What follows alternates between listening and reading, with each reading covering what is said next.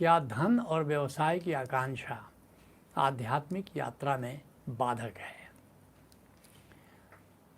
हमें जीवन मिला है, परमात्मा से उपहार मिला है, लेकिन अक्सर हमारे मन में प्रश्न उठता है और उठना भी चाहिए कि ये जो मानव जीवन हमको मिला है, इसका उद्देश्य क्या है?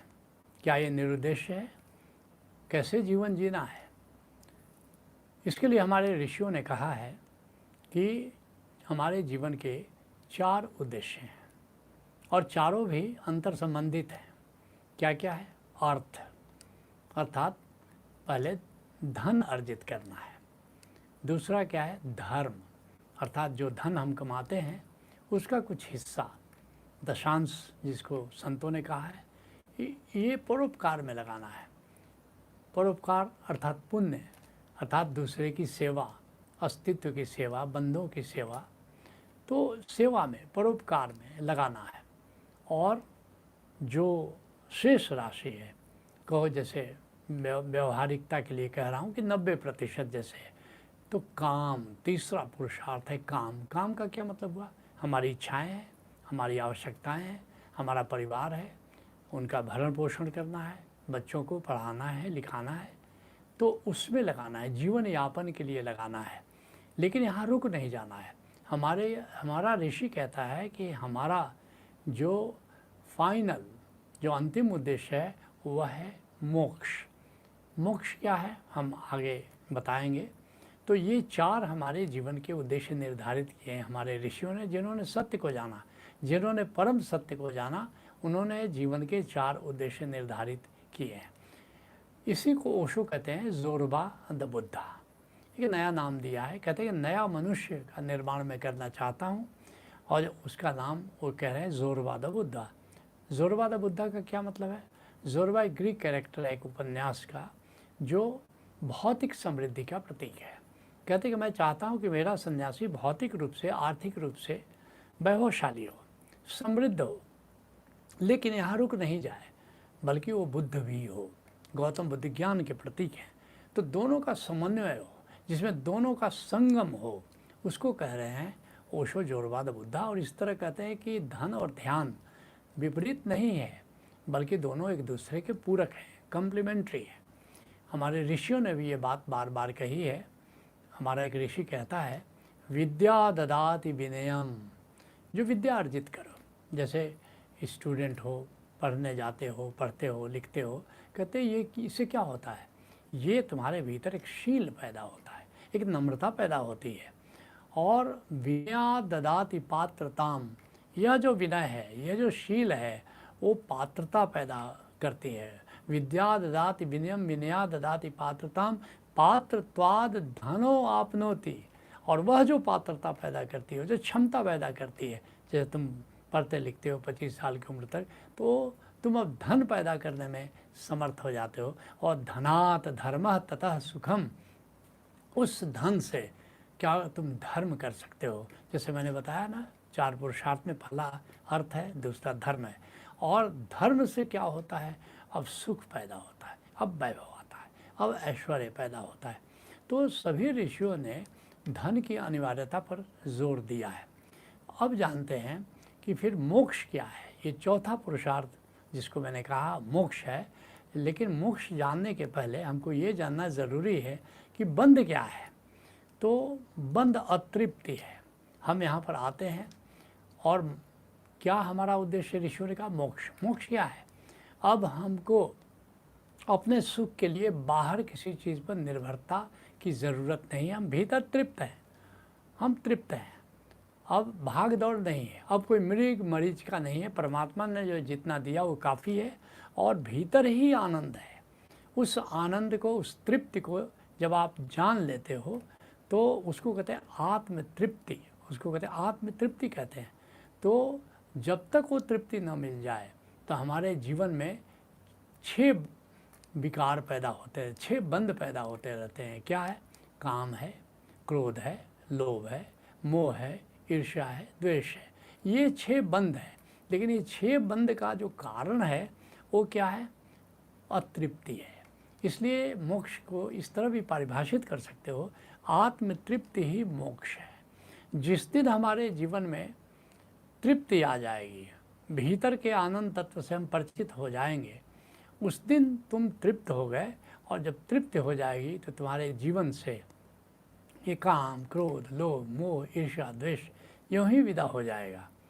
तो इसलिए ये मोक्ष जो है, इसी को हमारे ऋषियों ने, संतों ने परम धन कहा है, परम धन कहा है, और इसी को परम स्वतंत्रता कहा है। तो एक तरह से मुक्ति, मुक्ति का क्या मतलब हुआ? स्वतंत्रता, परम स्वतंत्रता, जिसको अष्टावक्र कहते हैं। जनक से कहते हैं कि जनक, तात स्वतंत्रता आखिरी योग है। योग में चलो और सब योग के आयाम है, लेकिन अंत में हमको पूरी तरह स्वतंत्र होना है, परम स्वतंत्रता प्राप्त करनी है। परम स्वतंत्रता का क्या मतलब हुआ? परम स्वतंत्रता का मतलब हुआ कि अब हम इस लोक में, पृथ्वी लोक में आने जाने के लिए भी स्वतंत्र हैं। आने जाने के लिए, कि ये हमारी स्वतंत्रता नहीं है, क्योंकि हमें एक यांत्रिक रूप से, एक प्राकृतिक नियंत्रण के तहत आते हैं, यहाँ जीवन जीते हैं, फिर अपना स्पिरिट वर्ल्ड में चले जाते हैं। यहाँ आते कुछ नया पाठ सीखते हैं, लेकिन जब तक हम आनंद का अंतिम पाठ ना सीख लें, तब तक ये आना जाना जारी रखता है। जिस दिन हम आने जाने के लिए भी स्वतंत्र हो जाए, तो हमारी जब इच्छा होगी तब हम यहाँ पर आएंगे, और तब जा कर के समझ लेना कि मोक्ष प्राप्त हुआ। तो उसी की ओर अष्टावक्र इशारा कर रहे हैं। तो इसलिए ऐसा जीवन क्रम है, जिसको कह सकते हो कि जीवन में ये जो अब तक सामान्यतः हमारे जो मनोविद हैं, वे भी, जैसे स्टीफन आर्कावी कहता है और ओशो ने भी इस बात को समझाया है कि जैसे हम आते हैं जीवन का प्रारंभिक चरण में, क्या होता है, हम परतंत्र होते हैं, डिपेंडेंट होते हैं, अर्थात कि हम ना कहने के लिए स्वतंत्र नहीं होते, हमें हर बात में हाँ कहना ही पड़ेगा। और फिर तो अगला चरण में क्या होता है, हम इंडिपेंडेंट होते हैं। इसलिए हर बच्चा इंडिपेंडेंट होना चाहता है, अगले पड़ाव तक की यात्रा करना चाहता है, अर्थात कि अगले वो परतंत्रता से स्वतंत्रता की यात्रा में जाता है। अर्थात जब वो ना कहना चाहता है तो ना कहता है, वो ना कह सकता है, लेकिन बात यही नहीं रुकती। तीसरे चरण में हम इंटरडिपेंडेंस में जाते हैं, परस्पर निर्भरता में जाते हैं, और वहाँ पर हम ना कहने के लिए स्वतंत्र होते हैं, लेकिन हम प्रेम के कारण हाँ बोलते हैं। तो ये बड़ा हायर स्टेज है। लेकिन ऋषियों ने कहा इससे भी एक और हायर स्टेज है। ये तो जीवन की स्वतंत्रता की बात है, ये महाजीवन की स्वतंत्रता की बात नहीं है। हम आने जाने के लिए कब स्वतंत्र होते हैं? जिस दिन आने जाने के लिए, आवागमन के लिए हम स्वतंत्र हो जाते हैं, जब चाहे आए और जब चाहे जाए, उस स्थिति को मोक्ष कहते हैं। तो अब पूछा है कि धन और व्यवसाय की आकांक्षा आध्यात्मिक यात्रा में बाधक है या नहीं। तो पहले तो ये जाने कि ये जो, ऐसा नहीं कि बाधक है और सहायक है, दोनों ही है। कहीं सहायक है और कहीं बाधक है। तो कब सहाय है और कब बाधक है, इसके जानने के लिए ज़रूरी है कि हम ये जानें कि इस युग में एक बहुत बड़ा मनस्विद हुआ, उसका नाम अब्राहम मैस्लो है। वो कहता है कि जब जीवन में आए हैं हम, तो जीवन की 7 मूलभूत आवश्यकताएं हैं। क्या आवश्यकता है? जैसे पहली आवश्यकता है कि हमको रोटी, कपड़ा, मकान चाहिए, भौतिक आवश्यकता है। फिर बायोलॉजिकल आवश्यकता है हमारी, जो एक उम्र आती है तो बायोलॉजिकल नीड्स है, सेक्स नीड्स है, फिर सिक्योरिटी एंड सेफ्टी नीड्स है, फिर प्रेमाकांक्षा है, फिर मित्राकांक्षा है, फिर महत्वाकांक्षा है, और अंत में आत्मबोध है, सेल्फ एक्चुअलाइजेशन मैस्लो ने कहा है, जिसको हम लोग सेल्फ रियलाइजेशन कह रहे हैं, आत्मज्ञान कह रहे हैं। तो इसकी पूर्ति के लिए हमको धन की ज़रूरत पड़ेगी। भौतिक आवश्यकता है, भोजन चाहिए, मकान चाहिए, कपड़ा चाहिए, तो धन तो चाहिए। तो इन आवश्यकताओं की पूर्ति के लिए हमको धन चाहिए, तो धन अनिवार्य है। तुलसीदास कहते हैं कि दरिद्रता तो अभिशाप है। कहते हैं तुलसीदास, नहीं दरिद्र सम दुख जग माही, आ संत मिलन सम सुख कछु नाही। सबसे बड़ा दुख है दरिद्रता, धनाभाव, और सबसे बड़ा सुख है किसी संत से मिलन हो जाए, सदगुरु से मिलन हो जाए।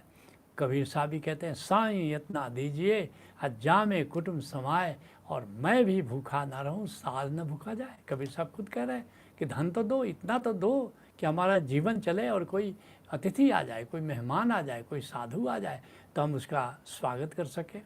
हमारे एक ऋषि ने 5 महासुख की बात की है। अर्थागमो नित्यम, रोज कुछ धन की प्राप्ति हो। अरोगिता च, स्वस्थ रहे, क्योंकि स्वस्थ रखने के लिए भी तुमको धन की ज़रूरत है।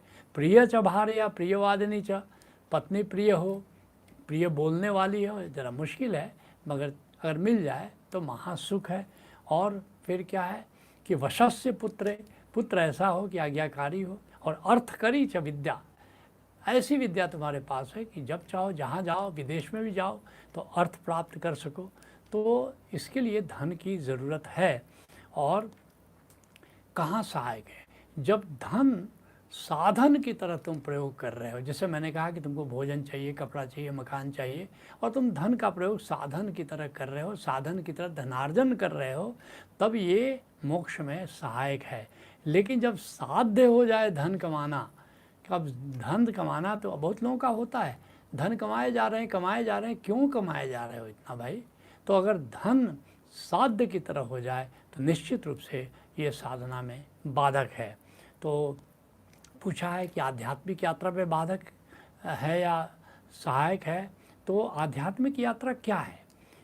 वास्तव में मैंने जैसा कहा, धन पर लोग रुक जाते हैं, तो धन से परम धन की जो यात्रा है, बस यही आध्यात्मिक यात्रा है। इसलिए धन पर रुक नहीं जाना है, परम धन की प्राप्ति करना है। ये आध्यात्मिक यात्रा का परम उद्देश्य है, जिसके लिए कबीर साहब कहते हैं, आगे के कछ तुल्हा बांधो, क्या भरोसा धन का, यही हमेशा नहीं रहना है, आगे जाना है महाजीवन की यात्रा पर। ये धन वहाँ काम नहीं आएगा, तो वो वहाँ पर क्या काम आएगा?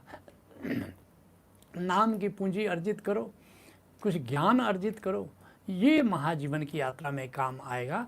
कबीर साहब अन्यत्र कहते हैं, जो सुख प्रभु गोविंद की सेवा, असो सुख राज न लहिए। गोविंद के सुमिरन में जो मज़ा है वो राजपाट में नहीं है। कहते हैं, हमरा धन माधो गोविंद धर निधर, और यह सार धन कहिए। गोविंद को जानते हो, गोविंद को प्रेम करते हो, ये सार धन है।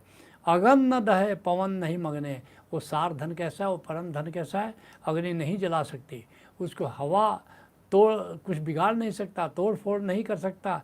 और तस्कर नेर ना आवे, कोई डाकू चोर लुटेरा उसको नहीं ले सकता। कहते हैं, राम नाम धन कर संचवनी, सो धन कतही न जावे। वह राम धन परम धन है, एक बार आता है तो जाता नहीं है। कहे कबीर मदन के माते, हृदय देख विचारी। कहते हैं, वासनाग्रस्त लोगों सुनो, अपने हृदय में विचार करो। तुम घर लाख कोटि अश्वहस्ती, हम घर एक मुरारी। तुम्हारे घर में होंगे लाखों घोड़े, पुराने ज़माने की उपमा है, घोड़े होंगे, हाथी होंगे, लेकिन हमारे घर में तो केवल गोविंद है, उसी पर हमको नाज है, वही हमारा धन है। जिसको बुल्ला साहब, गुलाल साहब के गुरु हुए, बड़े प्यारे अंदाज में कहते हैं, अधम अधीन अजाति मुल्ला। कहते हैं, देखो मैं तो नीच जाति से हूँ, मैं तो गुलामी करता हूँ किसी और की। गुलाल साहब की गुलामी करते थे, बाद में उनके गुरु हुए। कहते हैं, नाम से लवलीन, लेकिन हमेशा नाम के सुमिरन में रत रहता हूँ। अर्थ धर्म और काम मोक्षी, आप ही पद दीन। लेकिन प्रभु की ऐसी कृपा बरसी कि मुझे अर्थ भी प्राप्त हुआ, धर्म भी प्राप्त हुआ, काम भी प्राप्त हुआ, मोक्ष भी प्राप्त हुआ, और अंत में तो आपने पद दीन, अंत में तो परम पद भी मुझे प्राप्त हो गया। तो इस तरह कह सकते हो कि आध्यात्मिक यात्रा में परम पद आखिरी पड़ाव है, धन पहला पड़ाव है। तो इस तरह कह सकते हैं कि धन या अर्थ, जिसको कहते हैं अर्थ, धर्म, काम, मोक्ष और अंत में परम पद, ये 5 पड़ाव है। लेकिन यह भी मंजिल नहीं है, मंजिल है चरैवेति, चलते चलो चलते चलो चलते चलो, सांस सांस सुमिरो गोविंद। यही है यही है आध्यात्मिक यात्रा का शिखर। अब चर्चा को वहीं विराम देते हैं। हरि ओम तत्सत।